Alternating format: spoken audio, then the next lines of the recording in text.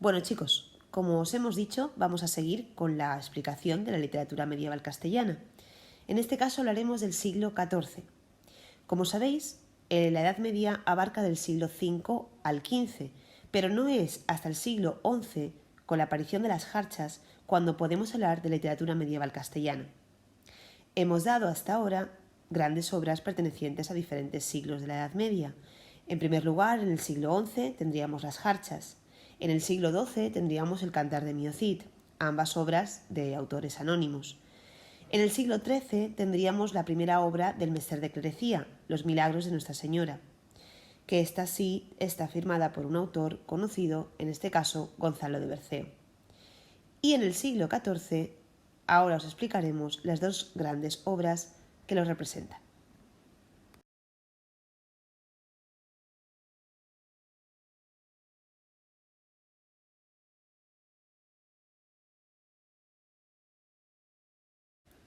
Hablamos pues del libro del Buen Amor, cuyo autor es el arcipreste de Hita, y por otra parte del Conde Lucanor, de don Juan Manuel. Ojo, no debéis confundir las dos obras ya que pertenecen a movimientos o estilos literarios diferentes. Mientras que el libro del Buen Amor se considera la segunda obra que se conserva del Mester de Clerecía, el Conde Lucanor no está escrita en verso, es prosa y tiene una intención totalmente didáctica. A continuación os explicaré los rasgos de cada una de ellas para que entendáis mejor las diferencias.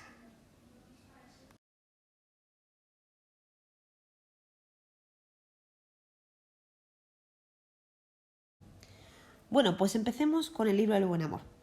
Su autor es Juan Ruiz, pero es más conocido por su seudónimo, el arcipreste de Hita. Aclaremos qué es arcipreste. En la Edad Media, arcipreste era aquel sacerdote que dirigía o regentaba varias parroquias. Este cargo eclesiástico, que era un poco superior al de sacerdote mismo, era otorgado por el propio obispo. Hita es un pueblo o una localidad de Guadalajara en el cual Juan Ruiz ejerció este cargo religioso del que os estoy hablando. Por otra parte, decir que de Juan Ruiz se sabe pocas cosas sobre su vida, pero una de las que es más o menos, o se considera más o menos certera, es que estuvo en la cárcel. ¿Por qué?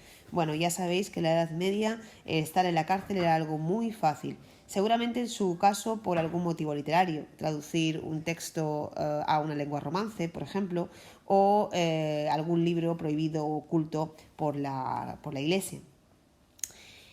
Lo que sí que se cree es que su gran obra o su obra más extensa, que es esta, el libro del Buen Amor, pudo ser escrita precisamente desde la cárcel.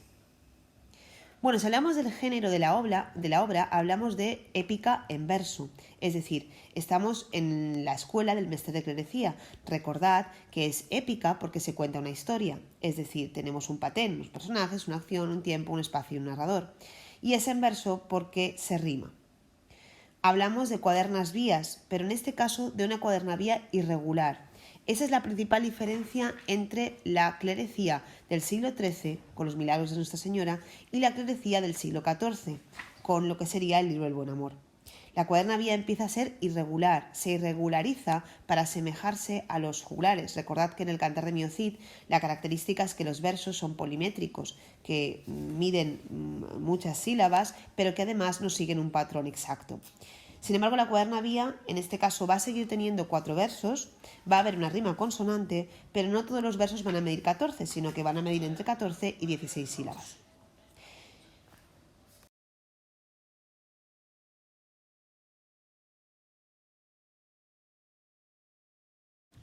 Bueno, ¿y de qué trata el libro del Buen Amor? El libro se plantea bajo una estructura de autobiografía, pero una autobiografía fingida. ¿Qué significa eso? El arcipreste nos narra y nos cuenta sus diferentes aventuras amorosas con diferentes mujeres de todo tipo, de toda clase social, y las narra en primera persona, como si le ocurriesen a él, pero deja claro desde el principio de la obra, en el prólogo, que es una autobiografía fingida, es decir, él inventa esta historia para darnos a entender una enseñanza, pero que para nada tiene una base real. El tema, por tanto, es el amor, porque os he dicho que cuenta diferentes aventuras amorosas con diferentes mujeres, pero él hace una distinción muy importante entre el buen amor y el loco amor. El buen amor, fijaos en el título, el libro El buen amor, es aquel que se dirige a Dios, es decir, el divino, el que todos debemos tener hacia Dios. El bueno, fijaos el calificativo de bueno. Sin embargo, el loco amor sería aquel amor que en la tierra pues los humanos llevan a cabo, en este caso él como hombre lo refleja, que sería el amor carnal, el amor entre personas, en este caso él, el amor con mujeres. Ese amor es el que conduciría al pecado. Pero fijaos que no habla de un mal amor. Si pensamos en el antónimo de buen, sería mal. Tendríamos el buen amor, por otro lado, debería ser el mal amor. Él habla del loco amor. Importante lo del adjetivo. No sé, ¿qué os supone a vosotros el adjetivo loco? En principio no es algo bueno, pero tampoco es algo malo del todo. Y estaréis de acuerdo conmigo en que algo loco puede ser incluso divertido, ¿no?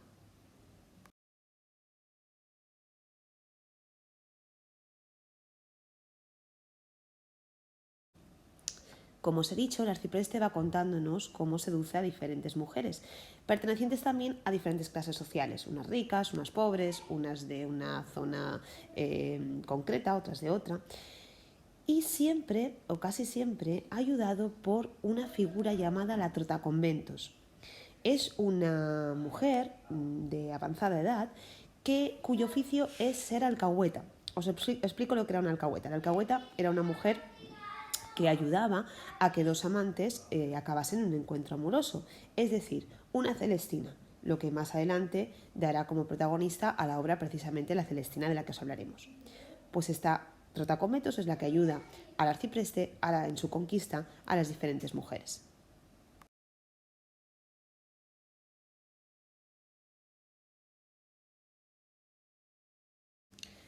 Por tanto, la intención del arcipreste es advertir a los hombres del peligro del amor loco, este amor loco que conduciría al pecado. Pero ¿cómo lo hace? De una forma un poco curiosa o contradictoria, me permitiréis. Os pondré un ejemplo muy claro.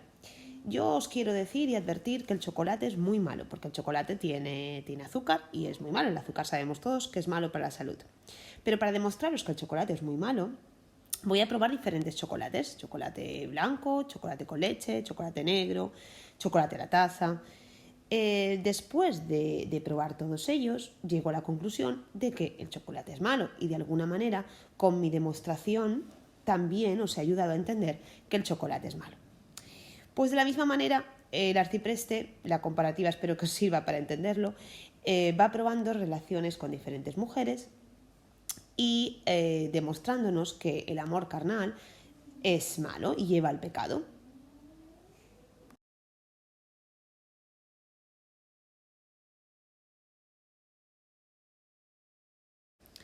Por tanto, hay cierta ironía en la historia que nos está contando el arcipreste.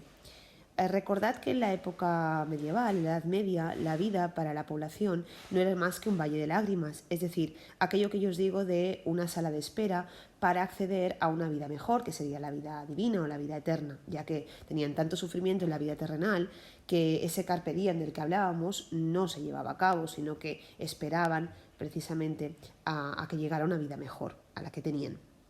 Sin embargo, el arcipreste en su obra, pensad que nos cuenta historias de la vida cotidiana, nos cuenta narraciones de cómo seduce a diferentes mujeres y vive el amor. Por tanto, hay cierta vitalidad y actitud positiva ante la vida, que hasta ahora en ninguna obra se había visto.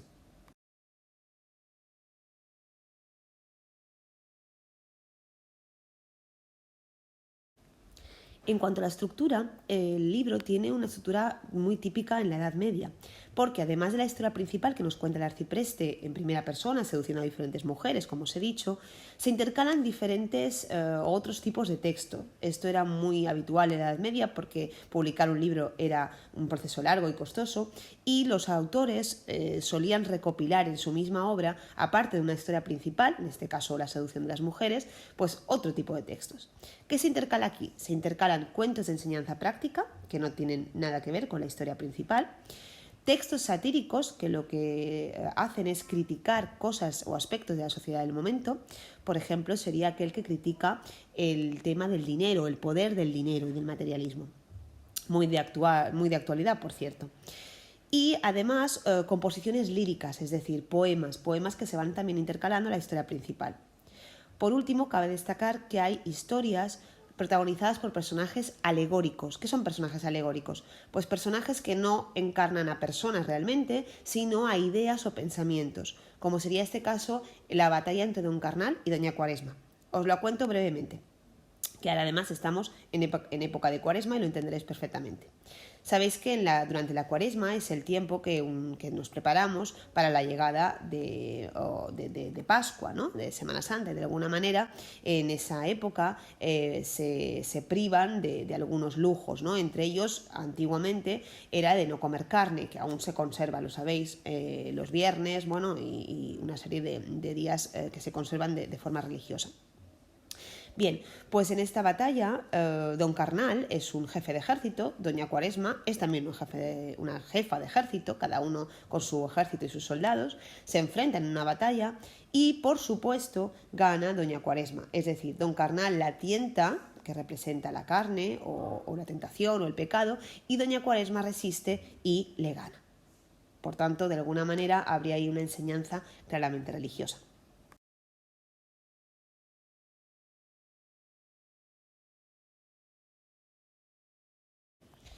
Bueno, y ahora os voy a leer el principio del libro del buen amor. Tenéis aquí a la izquierda la versión original en castellano antiguo y a la derecha la versión en castellano más actual. Voy a leeros la versión actual para ver si entendéis todo esto que hasta ahora os he comentado.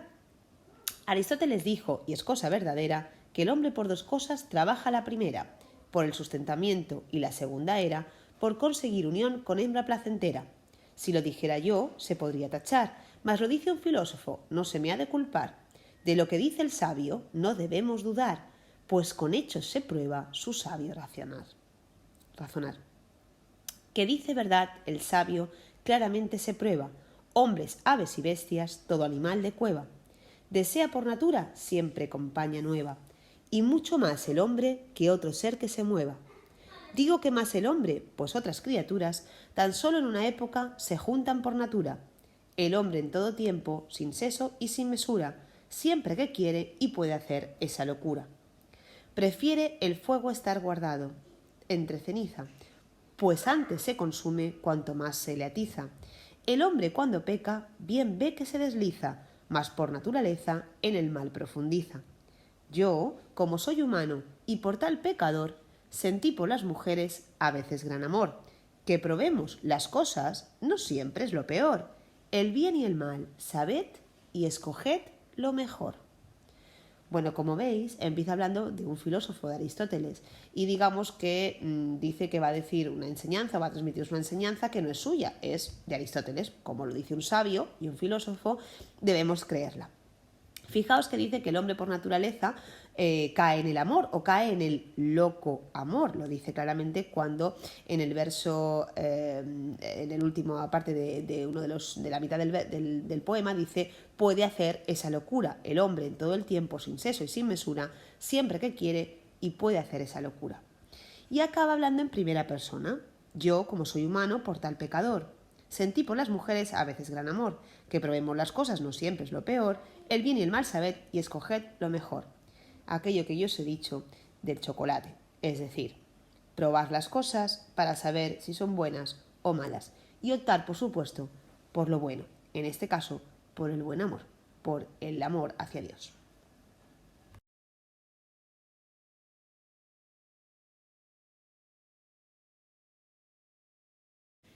Acabaré la explicación de esta obra haciéndoos un cuadro comparativo sobre las diferencias entre la creencia del siglo XIII y la creencia del siglo XIV.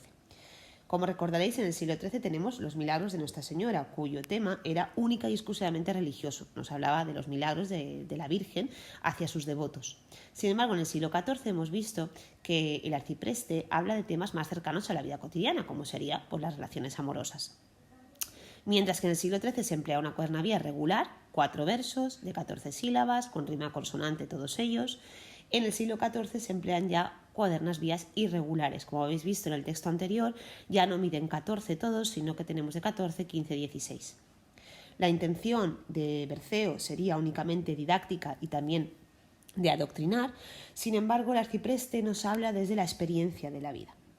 Bueno, hasta aquí el libro El Buen Amor, espero que lo hayáis entendido. Pasemos ahora a la segunda obra del siglo XIV.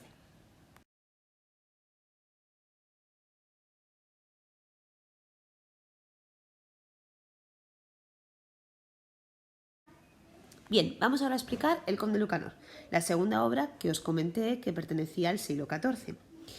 Ojo, esta obra no la confundáis con la anterior, con la del libro El Buen Amor, porque no pertenece al mestre de clerecía. El autor, que es don Juan Manuel, fijaos, don Juan Manuel, es un noble, un caballero, descendiente incluso de la realeza, pero no es un clérigo, por tanto no pertenece al mestre de clerecía. Además, hablamos de prosa, no de verso. Acordaos que la clerecía está escrita en cuadernas vías, hay rima, hay mistiquios, cesuras. No vamos a encontrar esto en el Conde Lucanor. Vamos a encontrar una serie de cuentos relatados en prosa, tal y como los conocemos actualmente.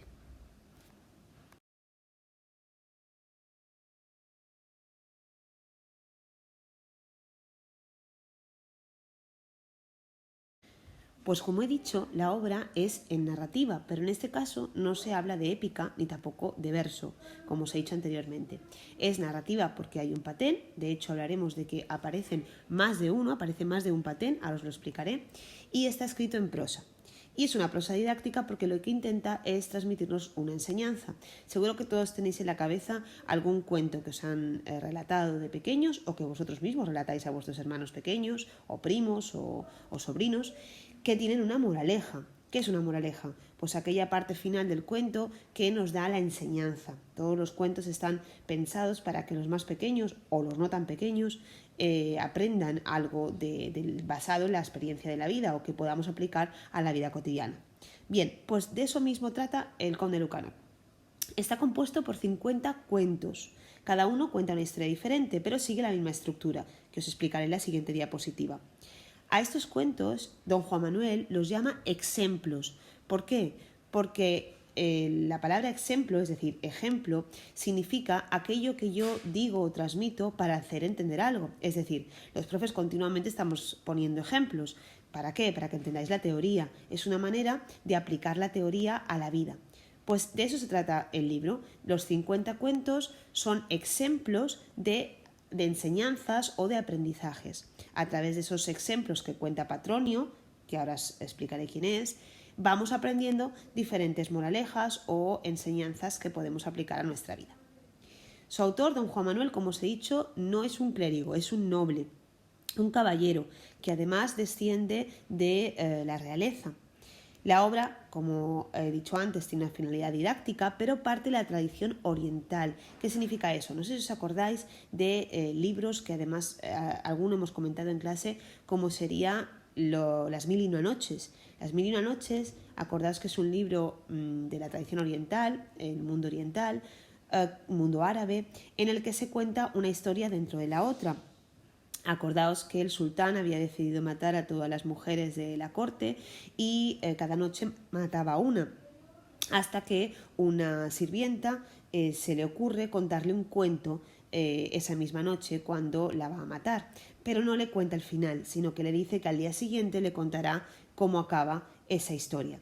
Y él, por la curiosidad de ver cómo acaba la narración, no la mata y espera el siguiente día. Y así 1001 noches. Es decir, tenemos una historia principal, que es la del sultán y la esclava, y una historia interna, que sería la que ella le cuenta cada noche con ese final que no desvela hasta el amanecer. Bien, pues esa misma estructura sigue el Conde Lucanor, que luego os explicaré. Por tanto, los cuentos que cuenta Patronio al conde son extraídos de la tradición popular. Incluso cuando os pongamos algún ejemplo para leer, os sonarán el cuento de la lechera, por ejemplo, o el cuento de la cigarra y la hormiga, que son fábulas protagonizadas por animales, se insertan en este libro y se van contando para que el conde aprenda aquel mensaje que Patronio quiere darle.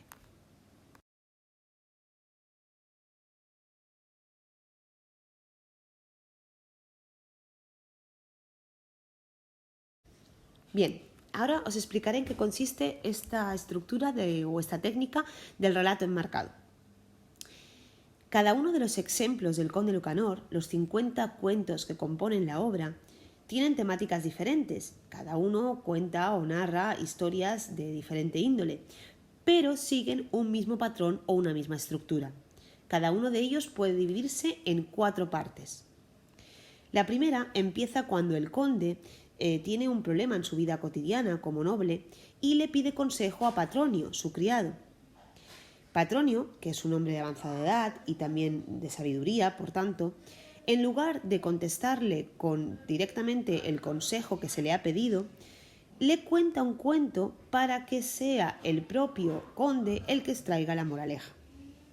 Esta historia que le cuenta, por supuesto, tiene unos protagonistas que pueden ser incluso animales, a los que les pasa algo parecido al conde. Y por eso el mismo conde puede sacar una enseñanza.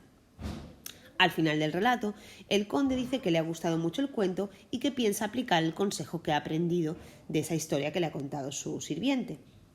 Y al final del todo, en la cuarta parte del relato, don Juan Manuel, el propio autor, aparece como si fuera un personaje, como si ese relato se lo hubiera contado a alguien y no fuera él el que lo inventaba. Dice que también le ha gustado el cuento y que piensa incluirlo en su libro. Una paradoja porque ya lo tiene introducido y lo estamos leyendo. Y al final añade un pareado que resume la moraleja. Un pareado son dos versos acordados que riman entre sí y que lo que hace es, de alguna manera, sintetizar la enseñanza que el cuento nos ha dado.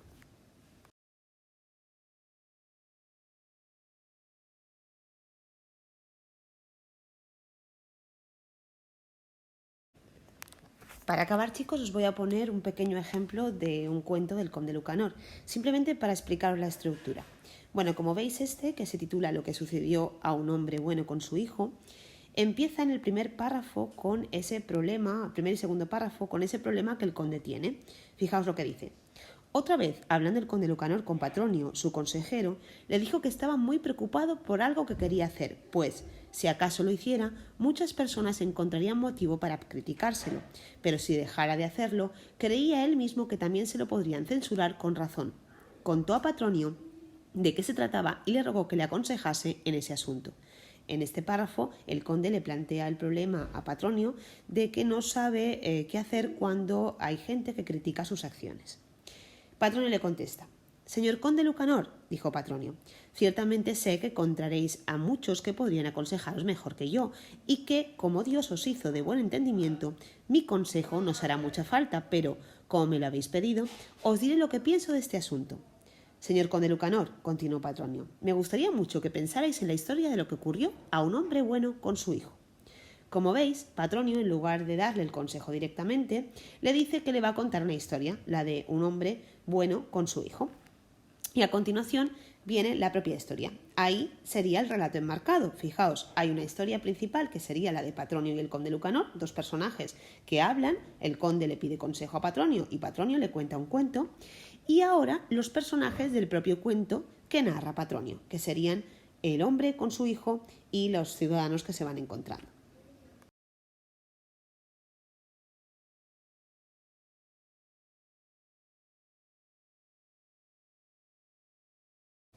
Como el cuento es más largo, os haré yo un resumen del relato que cuenta Patronio al conde.